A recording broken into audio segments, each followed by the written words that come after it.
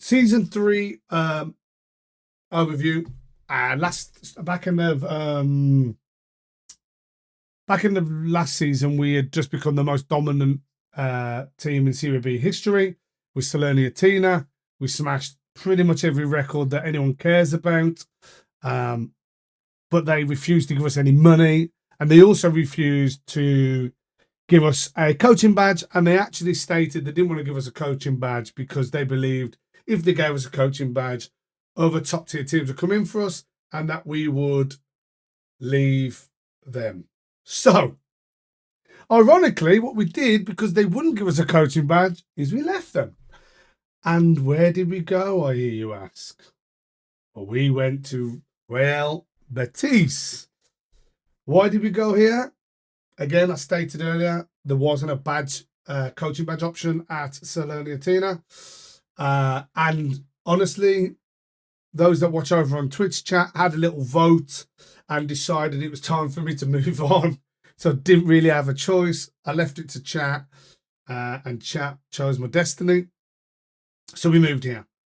When we got here, I must admit, I was hating life, as I always do when I move club. It was pretty rough. So we're gonna, as we always do, we're gonna go through the summer transfers and go through it. We're using the same tactic, but I'm just gonna use this page just to kind of highlight what we needed to rebuild. So we knew early on that this section of the team needed a lot of focus, given the current personnel that we had. So our main aim was to try and get some centre backs, some wing backs, and some people that can play in the central part of the field for us. So the transfers that we made early on. So these transfers were made before we got here. And we didn't really have much choice because obviously they were done. So the transfers that we made, we brought in Alexander, who is a Brazilian guy that we brought in to play the left wing. And we actually use him as a deep line playmaker as well, which is pretty cool. He's a really flexible player for us. He's been really helpful, and it didn't cost us that much money. And he actually just got his first Brazilian cap. The next player we brought in was Dijon Kamiri, and we brought this guy in to be our creative maestro in the midfield, the guy who's going to pull the strings, link us together, and actually get us going moving forward. He actually really did a good job. We was really worried about his passing ability, as it's only a 13, and was a bit concerned that he might not be able to get the job done. But actually, he did a really good job. And as you can see, his value shot through the roof. And we only signed him for 15, just shy of 16. We then managed to get Alex Robertson on a free. We had him at Salernitana on trial as we left. And member of chat suggested we bring him here. So we had a look at him. And actually, he came in. We got him on a free. And he was our substitution for Dijon Kamiri. So when Kamiri was feeling a bit tired, we swapped him out. And he did a great job from the bench. I couldn't have asked much more from the young man off the bench, really. He did really well all season. Next is our main guy, the man that leads us from the top. I'm a big fan. Kiki Top, love his name as well. A 6'4", 81 kg, could say both-footed striker. He can move, he can finish, he can head. He's got it all. And we'll go into how his season went. But one would say an amazing debut season for Kiki. Then we brought in Tim. I'm not going to try Oderman. I'm probably murdering that, but Oderman. Actually, you know what? We brought Oderman in, and I think I underestimated how much of an impact he was going to have on the squad. But again, put him in. Solid defender. All the right attributes in all the right places. Would like it to be a little bit more aggressive, but you know what? We all have our weaknesses, you know. Santiago Lopez. Now, we brought this guy in as cover because we was lacking in the inverted forward space. We brought him in. And again, solid. Technically, absolutely gifted. Anything he's really lacking is finishing for what we use him for. Other than that, he's been he's been class. Again, he's someone that we've been bringing off the bench rather than a mainstay in the first team, but he's been a great bench player for us. Ivan Fresneda is another guy that we brought in. Now, we had debates with the chat whether this guy was going to be good enough or not. But those that have followed the series, this guy here, Andre Cambiaso, was huge for Salernitana. And as you know, in our tactic, our wing backs are everything for us. And we wanted to try and recreate our Cambiaso effect. And we obviously signed Fresneda, who is physically and mentally very gifted and technically sound. Obviously, he could be a bit better, but he's a young lad. He's 21. He's probably going to end up being one of the best right backs in the world. And from if you believe all the TikTok and whatever hype, he's going to be that. Then we brought in a man, Sol Coco, who, again, we paid 3.2 million. We didn't have a lot of money to work with, people. Brought him in. He's been our ball playing defender in the centre of the three, and he's just been an absolute rock. Again, I know he's nothing magnificent, but he's good enough, and that's what we needed. We need someone good enough, and he did a great job for us.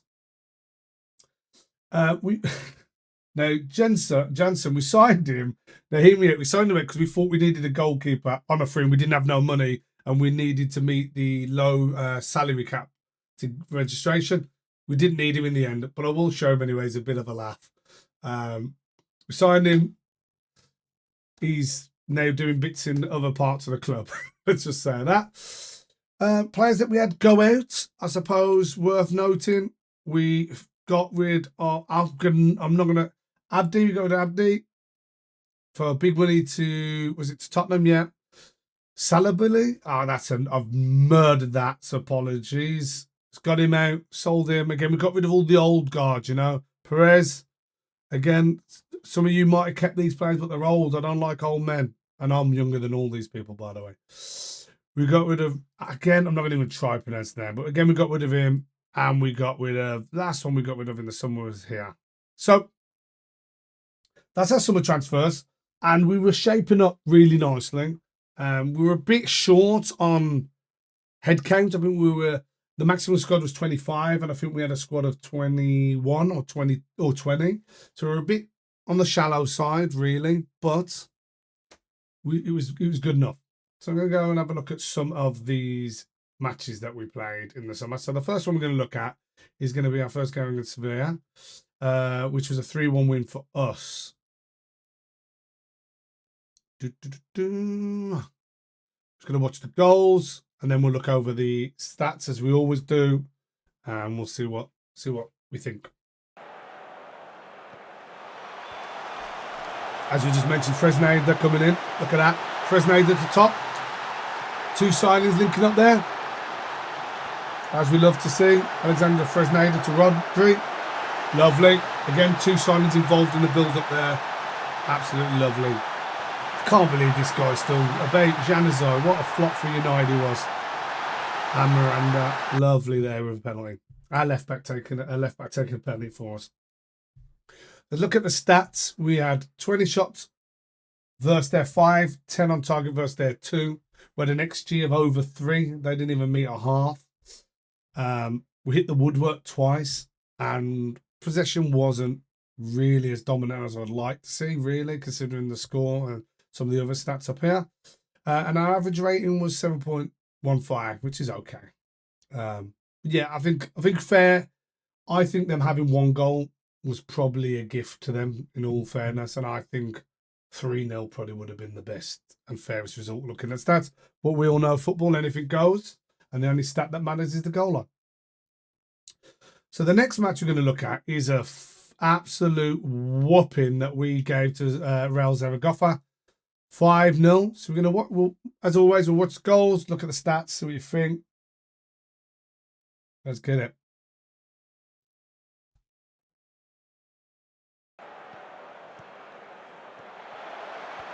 Here we are, the man Fresneda. He keeps popping up, doesn't he, in the feed?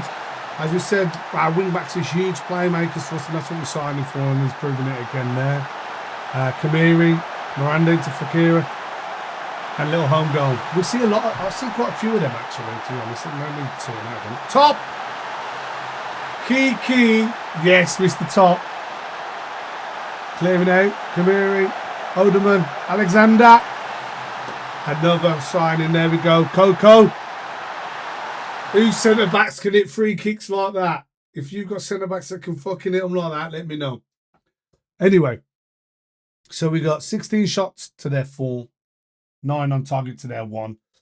Our XG was only 2.32, which is obviously really good. But considering we had 70% to their 30% possession, I would like to see it a little higher. And again, our average rating was pretty solid, 7.52. You can't moan at that. Interestingly, they had more high intensity sprints than us. Take from that what you will. But yeah, I think looking at the stat line, it's a fair result. We dominated them, which is obviously really nice. And it's always nice to see your signings absolutely, showing up on the score sheet. So then the last one we're going to look this side of the January transfer window is going to be a game against Valencia. And we lose. Where is it? We lose 3-4. I thought we could, I don't know, we'll showcase the wins. We'll watch a loss and we will have a look at stats, see what you guys think. I'll tell you what I think and you can tell me what you think in the comments. Eh? So we take the lead with none other than Kiki Top. Kamiri, Kira. Ah, what a finish that is. So we're 2-0 up here. 2-0 up. They bring it to 2-1. That's a nice bit of football, wasn't it, to be fair? Some really nice football. Here we go. Alexander. Plays down the line. Does Mr. Top? No. Is that another own goal that I said I see a lot of? There you go, you see, again. So we're 3-1 up at this point. 3-1 up. 3-2, so we're still up. After half time, 3-2. So we choke this. That's a lovely, that ball. What a finish. Not even angry at that finish. It was unbelievable. At this point, all the momentum's in their favour. What an awful touch by Coco. Lopez. Absolute goal getter that. I love the attitude there. We lose due to a mistake by Coco, right? After we bigging him up. Right, so we went 13 to their 15. We had 10 on target. They only had 8. Their XG was 2.14 and ours was 1.97. That it would work. I think we did. We dominated in possession. And they beat us average rating, and we beat them with high intensity sprints. I would actually say I think them getting the win was fair. We bottled it. A defensive mistake by Coco cost us. We were 2-0 up at one point, 3-1, 3-2, I think at one point. So it was on us. We lost it. I think they actually deserve the win overall. Right, so that is the matches that we're going to watch for that side of the season. Then we're going to talk about some of the transfers that happened during January. And January was very eventful for us. So January, we did a lot of business to generate money because we didn't have any, the board didn't give us any money. So we needed to generate a lot of wealth. And as you can see, we sold quite a lot of money there. As you can see, 15, 30, 55, 68. And I think he ended up going for like 15 as well. So we're looking at, what's that? 70, 81 million-ish, roughly. Tell me if that math was mathing. So we generated a lot of money. And we went about signing some of the players we needed to shore us up, ready to take the team to the next level. And the players we signed are these 4 players here. Right? We wanted to sign more. We wanted to make 8 signings in total. And we was only able to make 4. Yes, you may ask why. Why did you only make 4 when you was trying to make 8? And we'll go into that after we explain the signings that we've already got. So we brought in Christopher Wu. Again, we needed to show that centre-back position, and Christopher Wu has got the athletic ability, the technical ability, and the mental ability to do that. We predominantly started as a sub when we brought him in, and he's been brilliant at stepping in to be a starter where and when needed. He's been brilliant for us. Then we brought in Sale Kabede, somebody that we had on FM 2023. He was our right back at Marseille. He was also our vice captain at Marseille. So we wanted to bring him in because we knew he had good physicals, good mentals, and he develops technically sound in the last one. So we took a roll of the dice on him in this one. And someone in chat also suggested him, I remember, which is what triggered the memory of him. So we went and got him. We only paid 5 million for him, and he's coming. He's coming. He'll come on all right. So we loaned this Gerard guy in. I don't really know much about him. We loaned him in just to have a bit of cover at the defensive midfielder role, and someone who could play up into that CM role for us if we needed. And he offered that. Again, not expected to be a world beater. He's just there to make sure that we've got a bit of depth. And then we brought in a Ukrainian lad,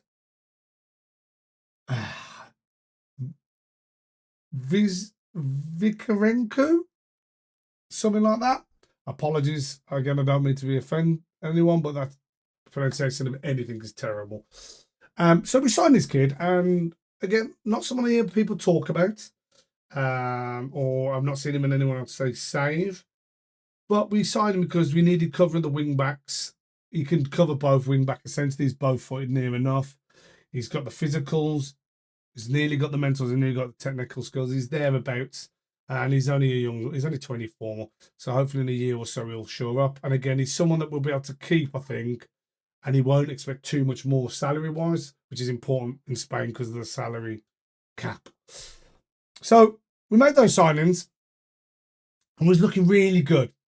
And then, obviously, you could probably tell by the players that we left out, we needed some inverted forwards, right? So one of the inverted forwards we were looking at signing was Can Unzun. And we wanted to sign this guy, and we had him agreed for 1.5 or 1.8 million. And we were like, that is juicy. For less than 2 million and more than 1.5, we're like, this is going to be a signing. Really looking forward to him. Anyway, we got him signed up. He had agreed. We delayed by a week. And the reason why we delayed by a week, because we wanted to bring in our main signing, which I know everybody knows. I don't particularly follow all that stuff, so I just sign players that suit my squad. Andreas Skeldrup, I'm sure I murdered it. Apologies again. So we had him signed up too. And as he was going to join, he was about to join us, and the board said no.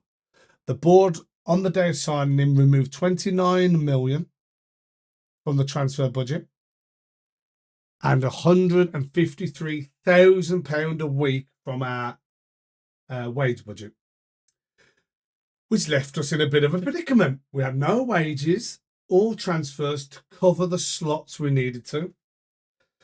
And I was fuming.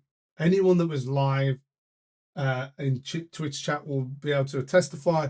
I was livid. I was gutted. I stamped my feet. I shouted at the board. I threatened to leave. The board said, well, leave then.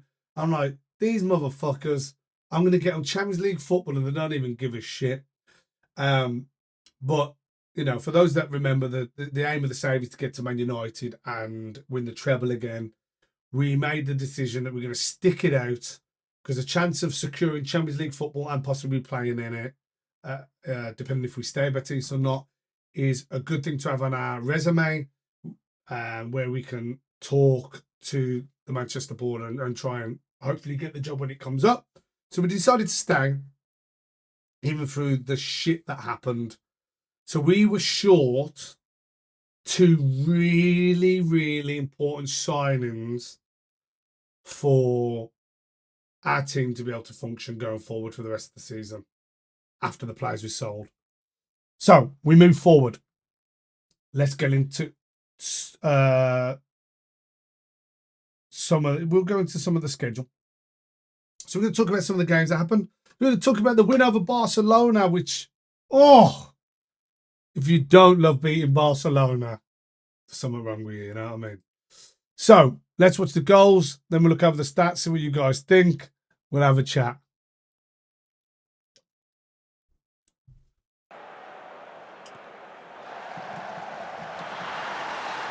I mean, I talk about how good set beat coaches are. Fresneda again. Look at that from Fresneda, by the way. Two-sided link up again. The Fresneda run was unbelievable. Look at that. Defensive mistake again. Only reason why they get a goal, defensive mistake. Look at that. It was terrible, wasn't it? Let's talk about the stats. Barcelona had 26 shots to our 5. They had 9 on target. We had 3. They had an XG of 3.75, and we didn't even make it to half. We both hit the woodwork once. They beat us in possession. And we just about beat them in the average player rating. Do I think we deserve the win? Absolutely. Let me know what you guys think. It's always nice to see the game FM itself on occasionally, you know. We have to go against this stuff regularly. So it's nice to actually get it in your favour once. Right. Next game I wanted to talk about, because it just highlights that we got there more than anything. We also made it through to the semi-final of the Copa del Rey Cup. And we lost to Real Madrid. If you can see here, in a span of a month, we had to play Real Madrid 3 times, and we lost every time. So we're going to watch this one. This is the first leg was 2-1 to them away. I was hoping we could nick a 2-0 at home. And let's see how it unfolds.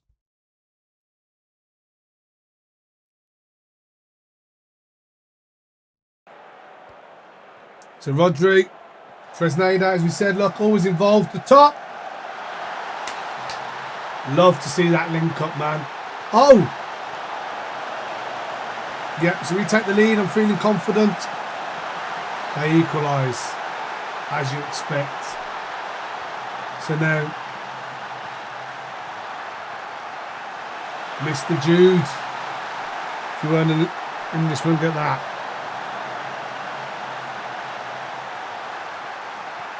What a goal. What a piece of football that was, eh? What a piece of football. So we lost 3-1. Then let's look at the stats. We had 18 to their 13. 10 on target to their 4. An XG of 2.5. They didn't reach 2. You know. Possession was basically tied. And then what was the average rating? They beat us an average rating. We beat them in high intensity sprints. I think it's Madrid. And in this game, they're always going to be quite dominant. They just had too much quality versus, unfortunately, I was lacking a couple of players that I would have signed, which I think might have took us over the edge, but it is what it is. I'm happy we made it to the semi-finals. Then we're going to watch one more game, and we're going to watch the last game of the season, because it's the last game of the season. And we won 4-1. Let's have a little bit of a watch, see how we feel about it. Just for context, in this game, Kiki needed 2 goals to draw with Lewandowski for Golden Boot, and he needed a hat-trick to beat him if Lewandowski didn't score. Okay? So we did everything in our power to make Kiki take lots of shots and other people not to shoot, because we wanted to try and get him the Golden Boot. So we need an early goal for him, and that's what we get. In under 10 minutes to get the first goal. Can we get a hat-trick for Kiki? From the guys, you know, Mascherano bring it back up and equalise.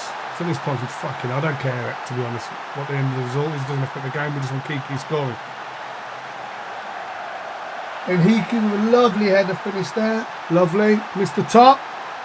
Not only can he score them, he can facilitate them as well. Look at that. And he can with another header. Miranda swings it in. Who's that, Mr. ZZ Top? Lovely. So we got 2 goals. So we thought maybe tied.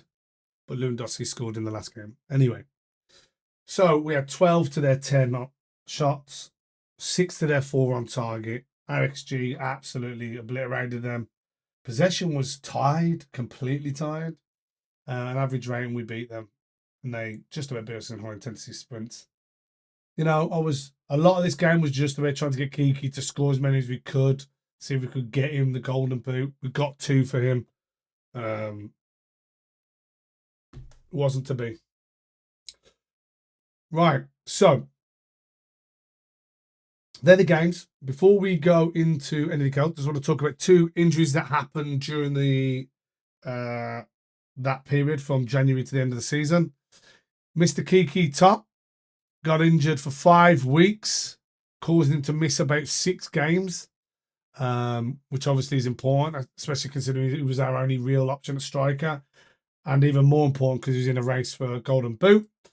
And then we also had Toro was injured for, was it 3 months? 3 months. It was only a sub player really, but still important to call them out.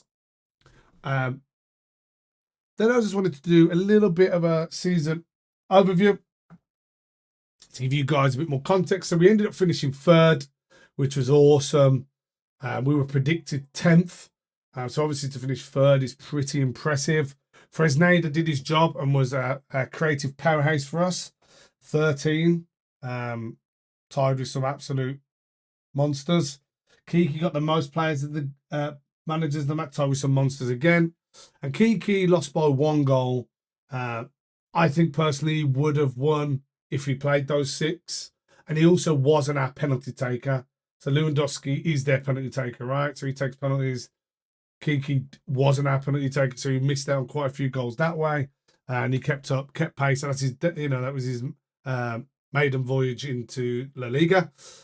Really, really proud of that. And just to kind of prove how well he has done, he actually got inducted into Betis's best 11, which is awesome. So I think the season went really well. We had a really good few runs. We put some runs together. As you can see, put a couple of runs here. Good run here through the winter. Then we had a bit of a decent run still, just a couple of losses because we played Madrid 3 times. Otherwise, it'd be solid greens. Then we had to put another run together. As you can see, put a couple of runs together in there. Few losses. Then we had a good season. Relationship with the board is bruised, especially after they stole 29 million from underneath my nose and 153,000 off the wage budget a week. That really left a sour taste in my mouth. I have been looking at the jobs bar because we don't know if we're going to leave. Seeing what jobs there are. At the moment, there's not much up, but that obviously can change. So who knows if we're going to move. So I suppose what's worth mentioning, we're a little bit out of the season. We made a couple of more transfers. So as you know, we were fuming that we couldn't get in Andreas Skeldra. We ended up getting him in when we managed to make a few more sales. We got him in for, I think it was 10 up front, the rest over a deal, over time. We also brought in Amari Hutchinson on a free. Again, because that Unzoni we couldn't sign, he's of a similar shape and makeup. And then the other sign that we managed to bring in is Nestoroy Irankuna. I probably murdered that, so apologies. This was a suggestion by someone in the chat. We've signed him because, again, similar makeup. I think he'll do a great job at that inverted forward for us. We need him to get a better first touch, but other than that, I think he's going to do a really solid job. Sales, we got rid of a couple just to make some dough. We are also in the midst of getting rid of Luis Enrique. We're getting rid of him for 37 million. Was it? Yeah, to Tottenham, which is going to free up a load of money. And the next signing, we probably think about getting a goalkeeper. And then we're going to look at where else we need to strengthen. It's probably going to be around the defense again. We might just look to sign one really, really strong defender. But yeah, so that's where we're at now. Where we'll go next, I don't know. We're in the second best league in the world. So we haven't really got we're the second best team in second best league in the world, and we're technically the third best team within that league, given the last season. And given our job is, the goal of the season, the save is to get to United. There's not really much space to move for us, really. Winning a league obviously would be unbelievable. Are we going to beat Barca and Madrid? That's a really tough ask, I think. And I think we had a bit of a lucky season with Atletico having a bit of an off season, but we'll see. Come on over, tune in. We tend to stream from 1 p.m. UK time on the weekdays and 3 p.m. on the weekends. We play FM pretty much every day. Come get involved. Come involve the chat. We do it on Twitch. We do it on YouTube.